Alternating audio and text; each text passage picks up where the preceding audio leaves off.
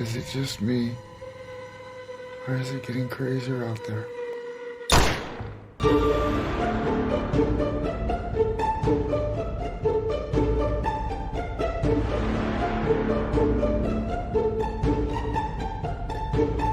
What makes somebody that way? This is exactly how I imagined it. The Joker must be one of the most despicable villains of all time. However, we never really get to know where he came from or how he came to be. Thanks to this movie, we are given a glimpse of possibilities about this iconic character, as he also reveals much of the truth about society as we watch through his story. In this video, we will try to analyze the movie Joker and try to get into his head. We will also touch upon the social issues presented in the movie, because arguably, whether the entire thing is real or not, we cannot deny the fact how the background and context in which the story was told draws many parallels with the modern Western society of today. But first, please hit that like and subscribe button below. Help this channel grow to produce more content like this. History is filled with stories of the rise and fall of societies and civilizations that existed on this planet. Society is built by people who share the same morals, beliefs, laws, culture, and values. It progresses when people are productive, physically, that is, when its population is growing at a sustainable rate, and economically, when it produces more than it consumes, such that wealth and opportunities are shared by everyone. So how does a society collapse? The Joker offers a good narrative in the story background and context even if we try to isolate them from the character. This is obvious once we point out how this type of story can easily produce any other type of villain. The picture of Gotham City displays many parallels with New York City in the early 80s where the movie got its inspiration from. This gives the movie a sense of realness to it, especially to audiences who are old enough to remember those days. It also guides us as viewers on the credibility of the story as it unfolds. Despite knowing that it is fiction, it gives the blurring effect between reality and imagination. Such are important points, as we get to talk more about the main character, Arthur Fleck.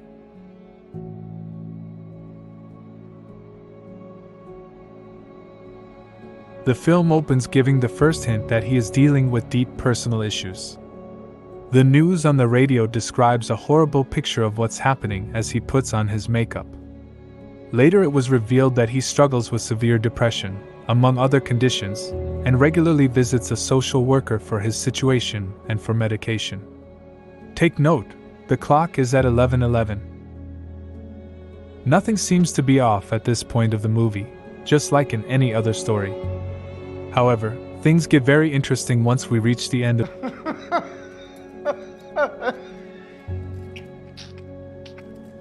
in which we naturally try to resolve everything we have seen. Sure, much of the story could have really happened. His hair was green, now it's not, and he looks much older now.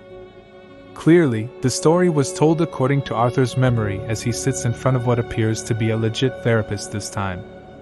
Surprisingly though, her reaction seems to tell that she is entirely unfamiliar with his story, as if none of those actually happened.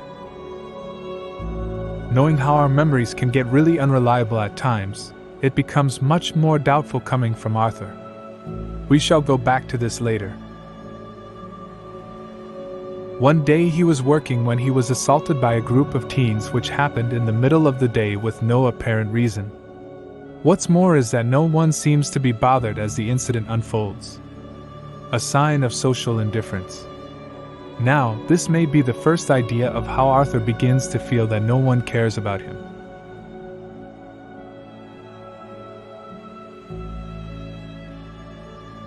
Riding a bus home, Arthur finds an uptight and even upset mother, who despite knowing his condition, merely gave a face without any sign of sympathy at all, but with somewhat disgust.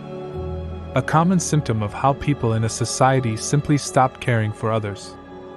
Fixated, chasing material things, working mindlessly like a cog in a machine. People tend to alienate themselves with one another as they move deeper and deeper in this direction, losing their common values and social cohesion in the process. We can witness this develop in the movie as Arthur goes from, Is it just me? Or is it getting crazier out there? to, What is it with you people? and finally, Everybody is awful these days. we also saw how he morbidly wrote in his journal, "I just hope my death makes more sense than my life." Greed and capitalism have taken over society and its values. In most cases, we can understand a person by looking at the situation in his or her home. Arthur lives with his sick mother, whom he also needs to take care of, financially and physically. They usually spend their time together by watching a TV show hosted by Murray Franklin, his personal hero. At this point, the movie explicitly shows Arthur's imaginations. He is now more and more terribly suffering with his condition.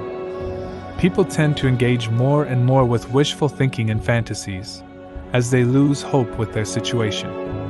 We can see, he starts slipping. Before all the violence, we see Arthur's gentleness as he appears to genuinely believe that there is no need for the gun, which he reluctantly accepted from his coworker. He even excused the group of teens who assaulted him. Something tells you that Arthur still has hope that good things exist out there. Although sometimes victims tend to find explanations as to why such things happen. It was just a bunch of kids. I should have left. As a coping mechanism for the trauma, one thing is clear though. The Joker still hasn't been born at this point of the story yet. What followed was his boss confronting and reprimanding him for losing the sign, and that the cost of it would be taken out of his pay. Poor Arthur didn't have much to say, realizing his boss already made up his mind. What could have turned out to be a very sweet experience with his neighbor, Sophie, was after all just another part of Arthur's fantasy. He spends his day following her, and doesn't get bothered at all after knowing the fact. He feels there's a genuine connection between the two of them, at least in his mind. He invites her to the comedy club for his performance, but with his nervousness, he gets so lost in his laughing condition that he can barely speak. But Sophie gives him the comfort he needs to continue, being the only person who is laughing at his jokes. We can see how Arthur is trying to hold on to something before he loses it. Later, Arthur got fired by bringing his gun with him to a children's hospital show. Things get worse when he realizes that his coworker Randall appears to set him up about that gun. At this point, Arthur's pain and frustration manifest violently. The film did a very good job here to constantly build the tension, such that we are now expecting Arthur to snap at any point. We are now deeply immersed in his story, leaving us no room to doubt what has been going on. Especially when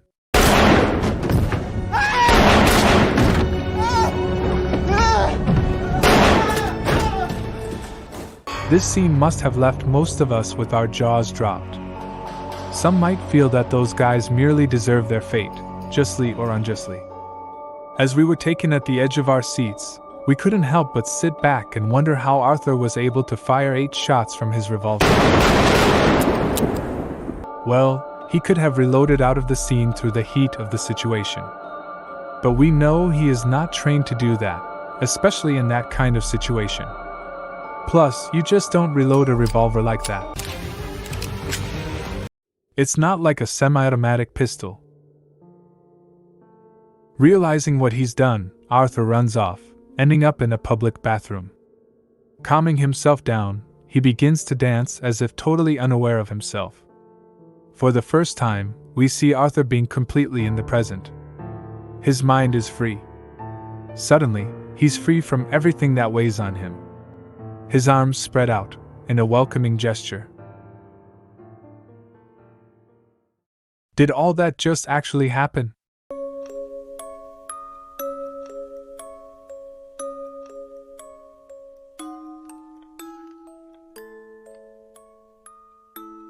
For my whole life, I didn't know if I even really existed. but I do. We are not even halfway through the film, but you know the rest of the story. This, however, is an important turning point. Or it could also just be another red herring, which we have seen so much on the film through layers, characters, and symbols. The film deserves credit for doing a great job in portraying a society with enough conditions and coincidences to produce a perfect villain. In that sense, it successfully conveyed its message, as the writer and director, Todd Phillips, mentioned. I'd like to point out how the film didn't glorify Arthur's actions. But as part of the audience, you definitely feel bad for him. Nobody wants to be in his shoes, that's for sure. He was full of pain and sadness, covered by a laugh and a smile. Somehow, we all understand the feeling of being fed up. Some of us could feel overwhelmed, but in most cases, we don't decide to act upon or do something terrible because of it. Now let's go back to the topic of red herrings. We tried to look at it this time, however, outside of Arthur's head. The open gesture is a symbol of embracing the idea of the Joker from inside of him. Still, we cannot say that the murder existed in the story. Remember how Arthur hit his head in the phone booth. The scene that followed was, he is already on that train. Even before that, we know full well that Arthur is a very unreliable narrator. Hence, we can say that much of the film is a constant blur between what is supposed to be the real story and Arthur's fantasy. The clock at 11:11 is just a mere distraction, as it can mean a lot of things for the audience. I think I felt better when I was locked up in the hospital. Arthur mentioned how he thinks it's better when he was locked up, while alluding to the situation out there. While on the other hand, we saw him asking, how does one end up there? How does someone wind up in here? Get what you fucking deserve!